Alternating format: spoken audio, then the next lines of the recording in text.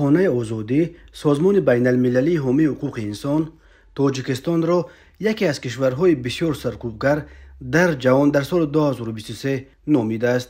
سازمان در گزارش نو خود از نظر آزادی ها به تاجیکستان از 100 خال تنها 5 خال داد. آزادی ها در تاجیکستان در سال 2023 به سبب تلاش های دوامدار سرکوب آزادی بیان و تبعیض جامعه پامیری ها باز دو زینه پایین رفت، گفت کاترین گرات، محقق خانه آزادی. او نظرش را درباره وضعیت تاجیکستان به طور خطی به رادیو آزادی فرستاد. میگوید در 10 سال آخر از سال 2013 تا 2023 روند افت یکباره انشاءات‌های آزادی در تاجیکستان مشاهده می شود. مقامات تاجیکستان هنوز این حالت به حقوق سیاسی و آزادی‌های مدنی تاثیر بد رسانده.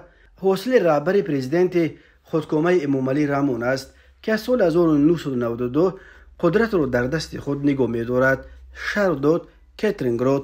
مقامات در تاجیکستان هنوز نظر خود را به گزارش بیان نکردند، اما در گذشته سازمان‌های حامی حقوق انسان را به نگاه غرض‌آمیز و یک جانبه گناهکار نموده بودند. از جمله مقامات بودن زندانی‌های سیاسی را از حساب مخالفین و طرفداران آنها و بلاگران و ژورنالیستان معروف رد کرده میگویند آنها برای جنایت‌های مشخص جزا گرفتند. محققان فریدم هاوس یا خانه آزادی میگویند پس از سرکوب اعتراضگران در ولایت مختار کوهستان بدخشان در سال 2022 حبس 10 نفر از جمله دست کم 8 ژورنالیست و بلاگر آزادی‌های مدنی تحت حمله افزاینده قرار گرفتند. به قول مؤلفان چنین برخورد با مطبوعات باعث به آن شده است که مردم عادی هم در تاجیکستان اکنون برای پیشگیری از تعقیب تلاش میکنند در بیان اندیشه احتیاطکار باشند. کاترین گرات به وضع بیشتر بد شدن اقلیت‌های پامیری هم تاکید کرده است و میگوید جمعیت پامیری ها در سال 2023 به تبعیض سنگین‌تر روبرو شد و مقامات چاره‌های بیشتر را برای سرکوب پامیری ها روی دست گرفتند. مقامات در تاجیکستان پیشتر گفته بودند که با موافقه سازمان‌های بین المللی راضی نیستند که پامیری ها را چون اقلیت ملی و دینی معرفی می‌کنند. پامیری های مسلمان پیرو اسماعیلیه و یک اقلیت مورد تعقیب گسترده در تاجیکستان هستند و برای آزادی‌های دینیشان سال 2023 به محدودیت سنگین‌تری روبرو شدند. مقامات مکان آنها را محدود کرده چند نفر را برای تشکیل نمازگزاری در داخل خانه‌شان جریمه بستند.